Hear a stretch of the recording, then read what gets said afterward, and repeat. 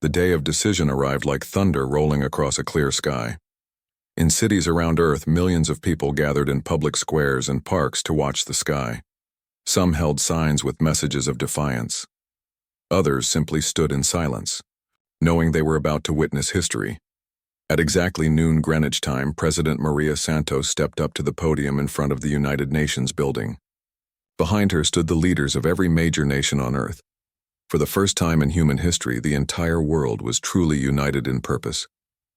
To the Galactic Council and all who would threaten our world, President Santos began, her voice carrying to every corner of the planet through radio and television. Humanity rejects your ultimatum.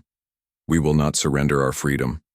We will not become slaves to beings who see us as less than equals. Earth stands free, and Earth will remain free. The crowd in New York erupted in cheers, but those cheers were mixed with tears because everyone knew what would come next. In orbit above their heads, 12 alien dreadnoughts began to glow as their weapons charged with deadly energy. Far away at the edge of the solar system, Admiral Zarketh received the news of Earth's defiance with something that might have been amusement. The red-skinned Vortan commander stood on the bridge of his flagship and watched his tactical display show the positions of over 50 capital ships, arrayed in perfect battle formation. "So the apes choose death over wisdom," Admiral Zarketh said to his bridge crew. "Very well. We will give them the war they desire, and when their cities burn, the galaxy will remember what happens to those who defy the Galactic Council." The alien admiral opened a channel to all ships in his fleet. "All vessels prepare for orbital bombardment. Target major population centers first. Let the humans watch their civilization die before we claim their world." On Earth, air raid sirens began to wail in major cities. Emergency broadcasts told people to seek shelter, but everyone knew that no shelter could protect them from weapons that could destroy entire mountains. Families held each other close and waited for the end. Commander Thexel stood on the bridge of his ship in Earth orbit and felt a mixture of satisfaction and regret. The humans had shown courage by refusing to surrender, but courage without power was meaningless. Soon this beautiful blue world would be just another conquered planet in the Galactic Council's vast empire. "Weapons charged and ready, Commander," his tactical officer reported. "Targeting systems have locked onto the human cities as ordered." Thexel nodded. "Begin bombardment on my command. Make sure our sensors record everything. Admiral Zarketh wants the galaxy to see what happens to those who resist our will." Deep in space between Earth and the alien fleet, Captain Jake Morrison stood on the bridge of the USS Shadow and watched the enemy ships prepare to destroy his world. His vessel remained completely invisible, floating like a ghost among the stars, while alien sensors swept past without detecting anything. "All alien ships have powered their weapons," Lieutenant Commander Lisa Park reported from her tactical station. "They're about to begin the attack." Dr. Amanda Stone looked up from her communication console with tears in her eyes.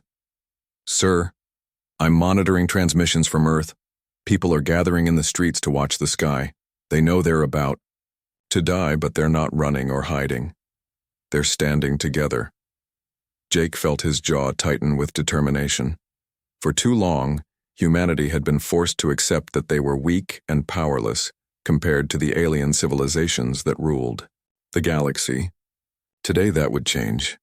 Today the galaxy would learn that Earth's children had claws.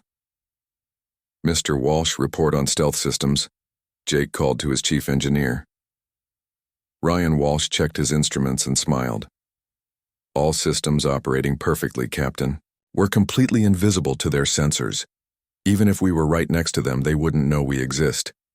Sergeant Kyle Hunter's voice came over the communication system from the weapons bay. "Kinetic torpedoes loaded and ready, sir. Target solutions programmed into the guidance systems. Just give us the word." Ensign Casey Brooks worked at her navigation station, plotting the attack course that would bring them within striking distance of the enemy flagship. "Position optimal, Captain. We're lined up for a perfect first strike." On his tactical display, Jake could see the alien fleet spread out in their perfect formation. Admiral Zarketh's flagship sat at the center like a massive spider in a web of destruction. The alien commander probably felt completely safe surrounded by 50 capital ships and countless smaller vessels. He had no idea that death was floating invisible just a few thousand kilometers away. Admiral Zarketh raised his hand to give the order that would begin Earth's destruction. Around him, his bridge crew waited with their fingers on weapons controls. In a few moments, plasma beams hot enough to melt mountains would rain down on human cities. "Fire," the alien admiral commanded. But before the first shot could be fired, Jake Morrison gave his own order in a voice as cold as space itself. "Weapons free. Target the flagship." The USS Shadow's first kinetic torpedo accelerated to 90% of light speed in less than a second. The solid metal projectile was invisible to alien sensors and silent as it crossed the empty space between predator and prey. No warning systems activated. No alarm sounded. The aliens had no idea death was coming for them. The torpedo struck Admiral Zarketh's flagship dead center, punching through the hull like it was made of tissue paper. The kinetic energy of the impact was so enormous that it created a shock wave that rippled through the entire structure of the massive ship. On the bridge, Admiral Zarketh was thrown to the floor as his flagship shuddered and groaned around him. Emergency lights flashed red and alarms screamed warnings about hull breaches and system failures. The proud Vorton commander looked around in shock and confusion. "Report," he roared at his bridge crew. "What hit us?" His tactical officer struggled to read damaged instruments. "Unknown, sir.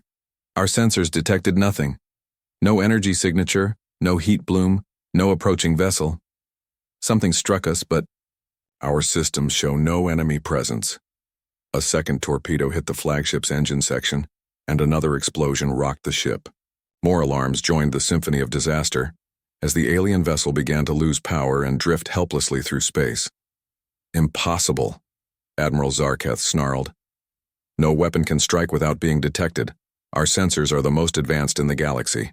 Lisa Park smiled grimly as she watched her tactical display show the direct hits on the enemy flagship. "Reload torpedo tubes 1 through 4, she ordered. "Target the next largest ship in their formation." The USS Shadow moved through space, like a hunting shark, completely invisible to alien eyes. More kinetic torpedoes launched in perfect silence, each one finding its target with devastating accuracy. Alien ships began to explode without warning, their hulls cracking open under the impact of weapons they could not see or understand.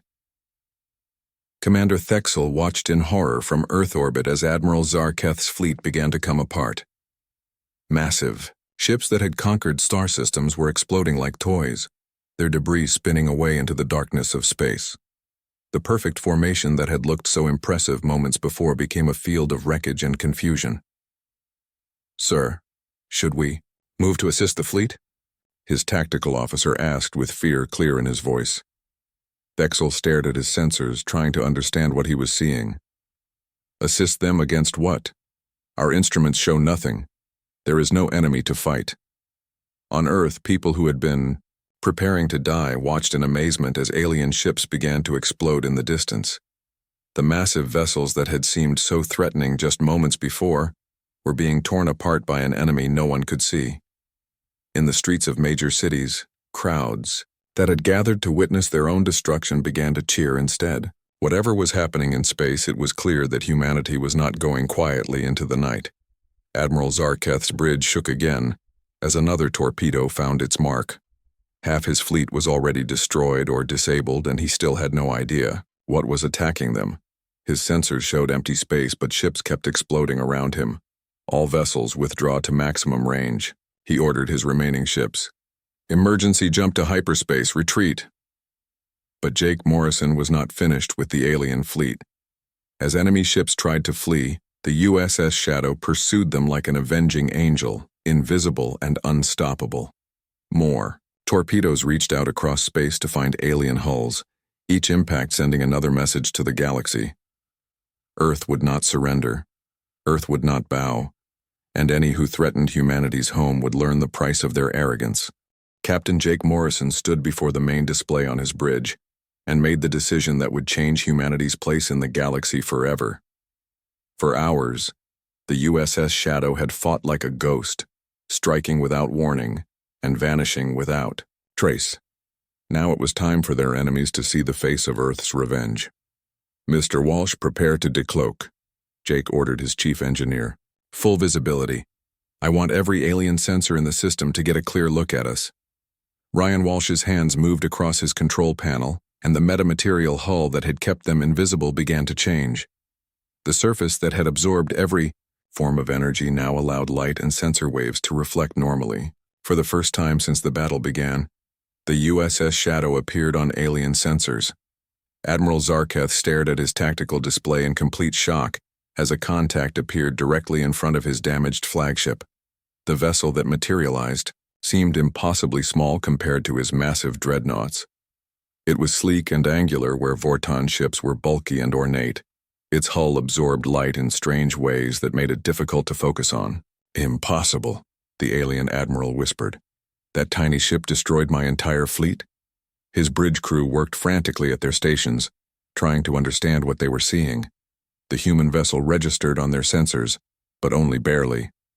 Even when fully visible, it seemed to slip away from their instruments like something that only half existed in normal space. Commander Thexel watched from his disabled ship in Earth orbit as the mysterious attacker revealed itself. Like his admiral, he found it hard to believe that such a small vessel could have caused such massive destruction. The human ship was smaller than his lightest escort, but it had just defeated 50 capital ships without taking a single hit. "Open a channel to all alien vessels," Jake commanded. "This is Captain Jake Morrison of the United Earth Navy vessel Shadow. You came here expecting to face primitive weapons and desperate resistance. Instead, you encountered something your empire has never seen before." Dr. Amanda Stone established the communication link, and Jake's words were broadcast to every surviving alien ship in the solar system. His voice was calm and professional, but carried the quiet authority of someone who had just won an impossible victory. "Your weapons are designed to fight energy shields and plasma cannons," Jake continued. "Your sensors are built to detect heat signatures and electrical emissions. Your tactics assume enemies will announce themselves and fight according to rules. You understand. You are not prepared to face an enemy that uses different technology and different strategies." High Counselor Veltar received the transmission at the Galactic Council chambers, thousands of light years away. The tall gray being who had mocked humanity as barely evolved apes now watched in stunned silence as recordings showed a single human vessel destroying an entire Vorton fleet. "How is this possible?" Veltar asked his advisors. "Our intelligence report said the humans had no technology beyond chemical rockets and metal projectiles." Ambassador Krindal, who had delivered the ultimatum to Earth, spoke up from his position at the council table. "Perhaps our intelligence was incomplete. The humans appear to have developed capabilities we did not anticipate." On the Shadow's bridge, Lieutenant Commander Lisa Park monitored alien communications and smiled at what she heard. The beings who had been so confident just hours before now spoke in hushed, frightened voices about weapons they could not understand and enemies they could not see. "Sir, they're requesting technical data about our stealth systems," Lisa reported. "Admiral Zarketh wants to know how we remained undetected," Jake nodded. "Send them basic information about metamaterial hull coatings and silent running engine systems. Nothing classified, just enough to show them that human technology took a different path than theirs." Dr. Stone transmitted carefully selected technical data to the alien fleet. The information revealed that humanity had focused on stealth and precision rather than raw power and size. While the aliens had perfected energy weapons and massive ships, humans had developed the ability to strike without warning from complete concealment. Admiral Zarketh read the human technical reports and felt his understanding of warfare shift beneath him. For thousands of years, the Galactic Council had dominated through superior firepower and advanced shields. The idea of ships that could become completely invisible had never occurred to them. "These metamaterials," he said to his science officer. "Could our ships be modified to use similar technology?" The Vortan scientist studied the human data and shook his head. "Sir, this represents a completely different approach to ship design. Our vessels are too large and produce too much energy to ever achieve true stealth. The humans built their ship from the beginning with concealment as the primary goal." Sergeant Kyle Hunter monitored the weapon systems from his station and reported that all alien vessels had powered down their remaining weapons. The ships that had come to burn Earth were now completely defenseless, floating in space like broken monuments to overconfidence. All enemy vessels show no active weapon signatures, Kyle announced. Their shields are down and their engines are offline. They're completely at our mercy. Ensign Casey Brooks tracked the positions of surviving alien ships on her navigation display. The proud formation that had entered the solar system was now scattered across millions of kilometers, each vessel a testament to the price of underestimating humanity. Ambassador Crindall's voice came across the communication channel, with a tone very different from the condescending arrogance he had shown weeks before. Captain Morrison, the Galactic Council wishes to begin immediate negotiations. We appear to have misjudged humanity's capabilities. Jake felt a moment of satisfaction at the change in the alien's attitude. The being who had demanded Earth's surrender now spoke with the respect of equals. Negotiations are possible, Ambassador, but they will be conducted between representatives of sovereign species, not between masters and slaves. On Earth, celebrations had begun in every major city as news of the victory spread around the world. The alien ships that had threatened orbital bombardment now drifted helplessly above the planet they had come to conquer. Humanity had faced the greatest military force in the galaxy and emerged victorious. President Santos addressed the world from the United Nations building with tears of relief in her eyes. Today, humanity proved that we belong among the stars not as servants but as equals. We have shown the galaxy that Earth's children cannot be conquered or cowed. Commander Thexel transmitted his own message to Captain Morrison from his disabled flagship. Human Commander, I request permission to evacuate my wounded to medical facilities. In exchange, I offer complete technical specifications for Vortan weapon and shield systems. Jake considered the offer carefully. The alien technology could advance human science by decades, but more importantly, it represented a first step toward mutual respect rather than domination. Permission granted, Commander. Medical shuttles will escort your wounded to our facilities. Dr. Stone continued monitoring communications from across the galaxy as news of the battle spread to other species. The recordings of human stealth technology were being studied by alien scientists who suddenly realized that their assumptions about primitive Earth were completely wrong. Sir, we're receiving messages from several non-council species, Amanda reported. They're requesting diplomatic contact with Earth.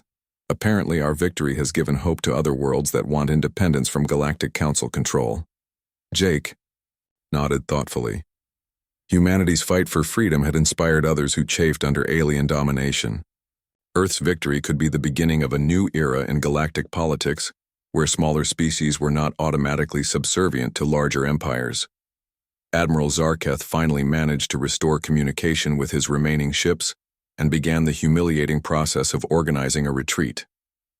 The Vortan Empire that had never known defeat would have to explain to the galaxy how a single human vessel had destroyed their most powerful fleet.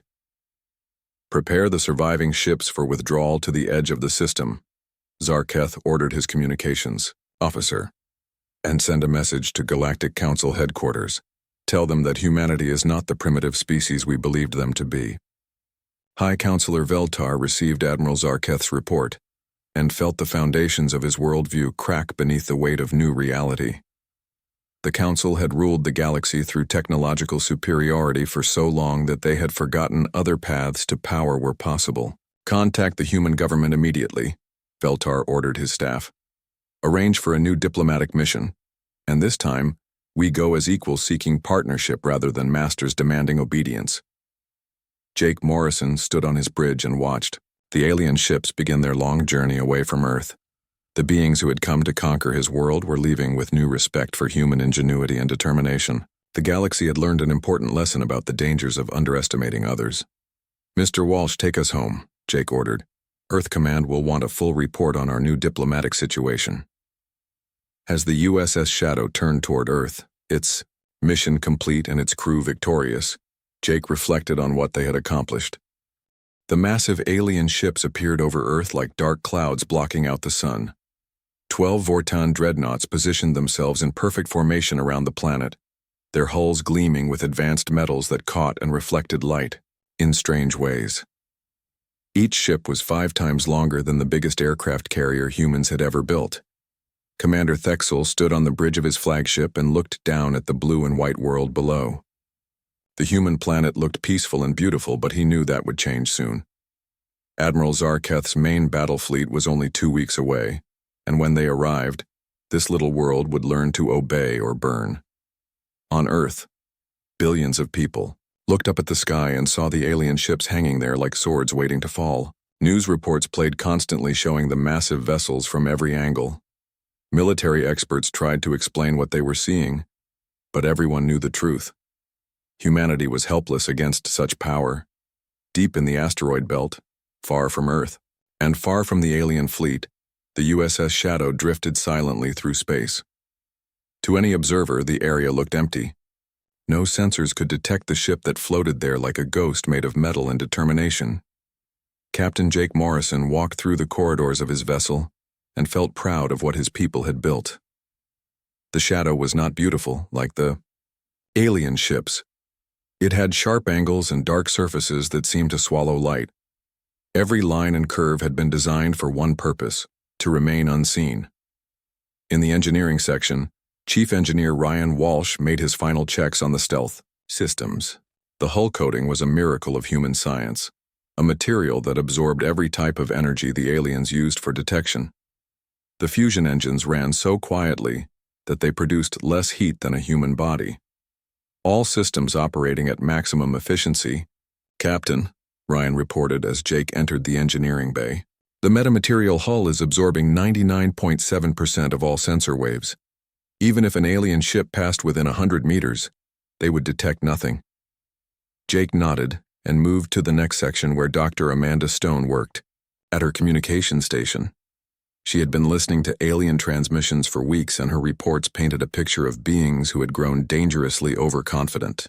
"They're not even trying to hide their plans," Amanda said as she handed Jake a datapad filled with intercepted messages. "The aliens are treating this like a routine operation. Their communications are full of jokes about how quickly humans will surrender once they see the main fleet." Jake read through the messages and felt his anger rise again. The aliens spoke about Earth the way someone might discuss taking candy from a child. They had already decided how to divide up the planet's resources and which humans would be useful as workers. One message from Admiral Zarketh to his fleet commanders was especially insulting. "The apes of this world still believe they can resist us. Their primitive weapons and laughable ships will provide entertainment for our crews before we complete the pacification." Lieutenant Commander Lisa Park appeared at Jake's shoulder and pointed to another section of the intercepted communications. "Look at this, sir. They're planning to broadcast the attack on all frequencies. They want the entire galaxy to watch Earth's defeat as a warning to other species." Jake felt a cold smile cross his face. "Let them broadcast it. The galaxy should see what happens when someone underestimates humanity." In the weapons bay, Sergeant Kyle Hunter supervised the loading of the Shadow's main armament. The kinetic torpedoes looked simple compared to alien plasma weapons, but appearances could be deceiving. Each torpedo was a solid metal projectile that could be accelerated to nearly the speed of light. "The beauty of kinetic weapons," Kyle explained to his squad, "is that you cannot stop them with energy shields. The aliens have spent thousands of years perfecting defenses against plasma and lasers. They have no defense against a chunk of metal, moving at relativistic speeds. The torpedoes were guided by advanced computers that could track targets even, while the Shadow remained invisible. Each weapon carried enough kinetic energy to punch through any known armor and keep going through whatever was behind it." Ensign Casey Brooks worked at the navigation station, plotting courses that would bring the Shadow close to alien ships without being detected. Her job was one of the most important on the vessel, because even the smallest mistake could reveal their position. "The alien formation is completely predictable," Casey reported to Jake during the daily briefing. "They're arranged in a perfect, geometric pattern with the flagship at the center. It's beautiful, but it also makes them sitting targets for hit-and-run attacks." Jake studied the tactical display that showed the positions of all known alien vessels. The Vortan ships in Earth orbit were impressive, but they were also following patterns that had not changed in generations. Their sensors swept space in regular cycles. Their guards rotated at precise intervals. Everything about their operation was orderly and predictable. They've been the dominant force in the galaxy for so long that they've forgotten how to adapt, Lisa observed. Their tactics assume the enemy will announce themselves and engage in honorable combat according to established rules. Humans don't follow alien rules, Jake replied. We learned long ago that survival sometimes requires doing the unexpected. As the days passed, more alien ships arrived in the outer solar system. Admiral Zarketh's main battle fleet was massive, beyond anything humanity had ever imagined. 50 capital ships and countless smaller vessels took up positions at the edge of human space, their weapons pointed toward Earth like a promise of destruction. The alien admiral's flagship was a monument to Vorten power. The vessel was so large that it had its own gravity and atmosphere. Its weapons could destroy entire cities with single shots. Its shields could deflect any known energy weapon. But Admiral Zarketh had never faced an enemy he could not see. Dr. Stone continued to monitor alien communications as the deadline approached. The messages she intercepted revealed beings who were certain of their victory before the battle even began. They discussed the upcoming attack as if it were a training exercise. They're bringing enough firepower to destroy a dozen worlds, Amanda reported. But they're also bringing their arrogance. Every message confirms that they have no idea what they're really facing. Jake gathered his senior officers for one final briefing before the ultimatum expired. The shadow had been positioned perfectly for their first strike. They were invisible and undetected, floating in space like a predator waiting for the perfect moment to attack. In 18 hours, Earth will reject the alien ultimatum, Jake told his crew. Admiral Zarketh will order his fleet to begin bombardment. That's when we show them that humanity refuses to go quietly into the night. Ryan Walsh spoke up from his position at the engineering station. All stealth systems are ready, Captain. We can maintain invisibility while maneuvering at combat speeds. The aliens will never see us coming. Lisa Park activated the tactical display and showed the planned attack pattern. We'll hit their flagship first to disrupt their command structure. Then we'll work our way through the capital ships, targeting their engines and weapons systems. Kyle, Hunter checked his weapons one more time. Kinetic torpedoes are loaded and ready. Each shot will punch through their hulls like they're made of paper. Casey Brooks confirmed their position relative to the alien fleet. We're in perfect position, sir. The enemy ships are arranged exactly as predicted. They have no idea we're here. Jake looked around at his crew and felt proud of what they had accomplished. Months of preparation had led to this moment. The aliens thought they knew everything about warfare and technology. They were about to learn that human ingenuity could overcome any advantage. The aliens came to Earth expecting to face primitive weapons and desperate resistance, Jake said quietly. Instead, they're going to face something they've never encountered before. An enemy that fights on its own terms using weapons they cannot understand or defend against. Outside the shadow, space looked empty and peaceful. The alien fleet waited, in perfect formation, confident in their superiority. Soon they would learn that the greatest mistake a warrior can make is underestimating their enemy. Humanity was about to remind the galaxy why Earth had never been conquered. Space around Admiral Zarketh's fleet had become a graveyard of twisted metal and escaping atmosphere. The proud Vortan formation that had arrived to crush human resistance was now a scattered collection of burning wrecks and panicking survivors. Ships that had conquered entire star systems were being destroyed by an enemy they could not see, hear, or understand. The USS Shadow moved through the chaos like a predator among prey, completely invisible to every sensor the aliens possessed. Captain Jake Morrison stood on his bridge and watched the tactical display show another successful strike. The alien fleet's perfect order had collapsed into confusion and terror. Target acquired, Lieutenant Commander Lisa Park announced as her weapons systems locked onto another enemy dreadnought. Kinetic torpedo ready for launch. Fire, Jake ordered quietly. The solid metal projectile accelerated to near light speed and crossed the empty space between hunter and victim in less than a heartbeat. It struck the alien ship's midsection with the force of a small nuclear weapon, punching completely through the hull and out the other side. The massive vessel's back broke under the impact, and it split into two pieces that tumbled away into the darkness. Atmosphere and debris sprayed from the wound like blood from a mortal injury. Another symbol of alien power had become just more wreckage floating in space. Admiral Zarketh clung to his command chair as his damaged flagship shook from another nearby explosion. One of his escort vessels had just been destroyed, and his sensors still showed absolutely nothing that could have caused it. His bridge crew worked frantically at their stations trying to find an enemy that might as well have been a ghost. "Sir, we've lost contact with over 30 ships," his communication officer reported with barely controlled panic in his voice. "The fleet is in complete disarray. Ships are requesting permission to retreat, but we don't even know what direction the attacks are coming from." The alien admiral's yellow eyes blazed with fury and frustration. In 1,000 battles across hundreds of worlds, he had never faced an enemy like this. Every weapon in his arsenal was useless against a foe he could not target. Every tactical doctrine he had learned was meaningless against an attack pattern that made no sense. "Broadcast on all frequencies," Zarketh snarled. "All vessels fire, randomly into space. Saturation bombardment of all areas around the fleet. Whatever is attacking us must be somewhere. We will find it and destroy it." His remaining ships began to fire their plasma cannons in every direction, filling space with deadly energy beams that could melt asteroids. The random barrage lit up the darkness like a fireworks display, but every shot passed harmlessly through empty space. The USS Shadow continued its deadly work, untouched and unseen.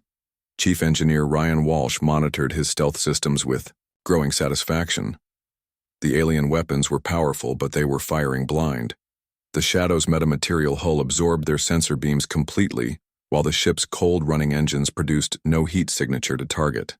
"They're getting desperate, Captain," Ryan reported.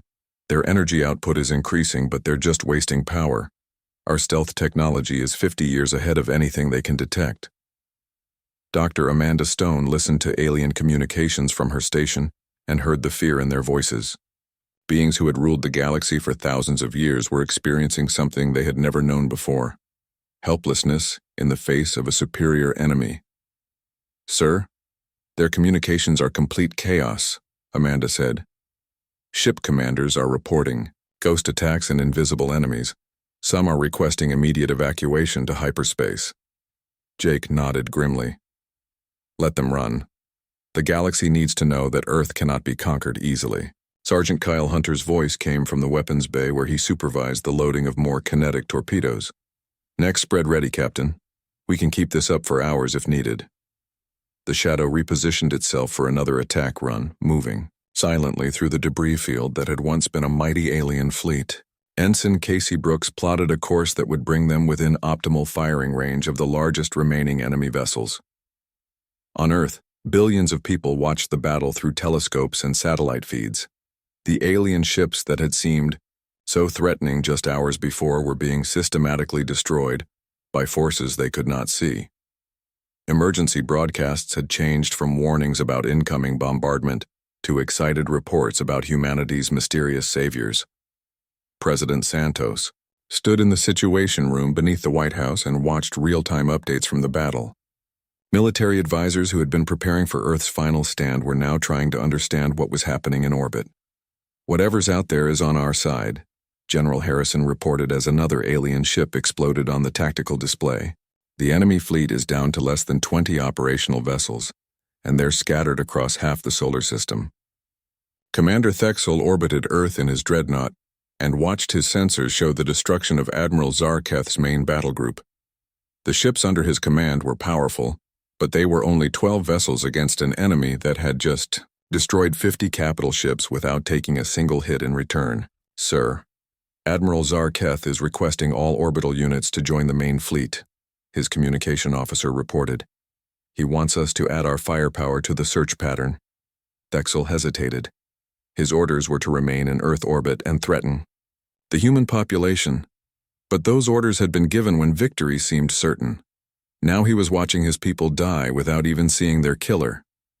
"Maintain position," he decided. "If we move away from Earth, we lose our only advantage. The humans down there are our hostages. Whatever is attacking the fleet might hesitate to fire if civilian lives are at stake." But Jake Morrison had no intention of letting the alien ships in Earth orbit escape justice. The shadow moved away from the main battle and began a silent approach toward the vessels threatening his homeworld. These ships had come to burn human cities and murder innocent people. They would not live to try again. New targets acquired, Lisa Park announced as her sensors locked onto the 12 dreadnoughts orbiting Earth. All ships are in optimal firing position. Jake studied the tactical display and saw the alien vessels arranged around his planet like swords pointed at its heart. Each ship carried enough firepower to destroy entire continents. Each one represented a threat to everything and everyone he had sworn to protect. Begin attack sequence, he ordered. Target their weapon systems first. Disable their ability to threaten Earth. The first kinetic torpedo struck Commander Thexel's flagship and tore through its main plasma cannon array. The massive weapon that could have destroyed New York City became a twisted mass of metal and escaping energy. Alarms screamed across the ship as damage control teams rushed to contain the destruction. "We're under attack," Thexel's tactical officer shouted. "Unknown weapon impact on main armament. Weapon systems are offline." More torpedoes reached out to find their targets among the orbital fleet. Each shot was precisely aimed to disable weapons and engines without destroying the ships completely. Jake wanted these vessels captured, not vaporized. They would serve as proof of what had happened here. Within minutes, all 12 ships orbiting Earth were drifting helplessly with their weapons destroyed and their engines disabled. The mighty Vorton fleet that had come to conquer humanity was now completely defenseless, floating in space like broken toys. Commander Thexel stared at his damage reports in disbelief. His weapons were gone. His engines were dead. His ship was completely helpless, and he still had no idea what had attacked them. For the first time in his long military career, the alien commander felt genuine fear. Admiral Zarketh's remaining ships at the edge of the solar system tried desperately to escape into hyperspace, but their engines had been damaged in the earlier attacks. They drifted in space like wounded animals, while the invisible predator moved among them, striking at will. The proud Vorton admiral who had come to demonstrate Galactic Council superiority now huddled on his damaged bridge and listened to reports of ships being destroyed by weapons that should not exist. His perfect formation had become a disaster zone. His overwhelming advantage had become a crushing defeat. "Sir, we've lost over 40 vessels," his tactical officer reported with his voice shaking. "The remaining ships are requesting permission to surrender." Zarketh's yellow eyes blazed with humiliation and rage, but he could not deny the reality of his situation. His fleet was destroyed. His mission had failed. The beings he had dismissed as primitive apes had somehow developed technology that made his most advanced weapons useless. "Send a general broadcast to all human forces," he said through gritted teeth. "Admiral Zarketh of the Vorton Empire requests immediate ceasefire and negotiations." Jake Morrison heard the alien surrender request and felt a cold satisfaction. The beings who had come to destroy Earth were now begging for mercy from the species they had mocked as barely evolved apes. It was time to show them that humanity could be generous in victory as well as deadly in battle. "Prepare to decloak the ship," Jake ordered his crew. "It's time for our guests to see who they've been fighting." Captain Jake Morrison stood at the window of his small office deep inside the asteroid base and watched the stars. 3 months had passed since the worst day in human history. 3 months since Earth made contact with beings from other worlds and learned that humanity was nothing more than a joke to them. Jake touched the screen on his desk and the recording started again. He had watched it hundreds of times, but still felt his anger rise every time he saw it. The scene showed the great meeting hall where Earth's best leaders had traveled to meet the Galactic Council for the first time. The aliens sat on high chairs that made them look down at the human representatives. There were 12 different species in the council, and they all looked different from each other, but they shared one thing. They all thought humans were stupid. Ambassador Helen Brooks had stood up to present Earth's technology to the council. She showed them pictures of human ships and weapons and cities. She spoke about how far humanity had come in just a few thousand years. She talked about human achievements in science and art and medicine. Then the laughing started. High Counselor Veltar was the first to make the sound that could only be called laughter. The tall gray being with 4 arms shook his whole body as he looked at the human presentation. Soon all 12 species were making their own versions of laughter. Some clicked, some buzzed, some made deep rumbling sounds. But they were all laughing at humanity. Veltar stood up on his 6 legs and spoke in perfect English. These barely evolved apes think they can stand among the stars with their primitive plasma toys and chemical rockets. Look at their weapons, they still use metal projectiles like cave dwellers throwing rocks. Admiral Zarketh of the Vorten Empire leaned forward in his chair. His red skin gleamed under the lights and his yellow eyes glowed with amusement. Their biggest ship is smaller than our cargo vessels. Their most powerful weapon could not scratch the paint on our weakest escort. The other aliens made more sounds of amusement. One being that looked like a giant insect clicked rapidly while pointing at images of human aircraft carriers. Another alien that seemed to be made of living crystal chimed musical notes that somehow sounded mocking. Ambassador Brooks tried to continue her presentation, but Veltar raised one of his 4 hands. Enough. We have seen what we need to see. Humanity will have a choice. Become a protectorate species and surrender all military assets to serve more advanced civilizations or face the consequences of defying those who rule the galaxy. Jake paused the recording and rubbed his eyes. Even now the memory made his blood boil. The aliens had given Earth 6 months to decide. 6 months to choose between slavery and destruction. He walked to another screen and pulled up the technical reports his people had been gathering. Dr. Amanda Stone had been working day and night to understand alien technology from the data they managed to collect during the meeting. Her reports painted a clear picture. The aliens were powerful, but they were also predictable. They had ruled the galaxy for so long that they never changed their methods. Their ships were huge and covered in energy shields. Their weapons shot beams of superhot plasma that could melt through any known metal. Their engines could cross vast distances in the blink of an eye. But they had weaknesses too. Their shields were designed to stop energy weapons. Their sensors looked for heat and electrical signals. Their tactics had not changed in thousands of years because they had never needed to change them. Jake touched another control and brought up the plans for his ship. The USS Shadow was humanity's greatest secret. While the aliens had spent thousands of years perfecting energy weapons and shields, humans had taken a different path. The Shadow was not the biggest ship ever built. It was not the fastest or the most heavily armed, but it had one ability that no alien ship possessed. It could become completely invisible. Chief Engineer Ryan Walsh had spent 10 years developing the technology that made the Shadow special. The hull was covered in materials that absorbed every type of sensor wave the aliens used. The engines were designed to produce no heat signature. Every system on the ship was built to operate without leaving any trace that could be detected. Lieutenant Commander Lisa Park came into the office carrying a cup of coffee and a data pad. She was Jake's tactical officer and one of the smartest people he had ever met. Sir, we just received word from Earth Command. The deadline is in 3 weeks. Jake nodded. He had been expecting this news. What about the alien fleet? Lisa sat down and activated her data pad. Intelligence reports 12 Vorten dreadnoughts in Earth orbit. They arrived yesterday as a show of force. The aliens are calling it a goodwill visit, but everyone knows what it really means. They want to make sure we know we cannot fight back, Jake said. That's what they think, Lisa replied with a small smile. Dr. Stone finished her analysis of their sensor systems. She says our stealth technology is at least 50 years ahead of anything they can detect. Jake felt a spark of hope. For 3 months he had wondered if humanity really stood a chance against beings who had conquered the galaxy. Now he was starting to believe they might surprise their enemy. Sergeant Kyle Hunter knocked on the office door and entered when Jake called out. The Marine squad leader was a big man with scars on his hands from years of training with weapons.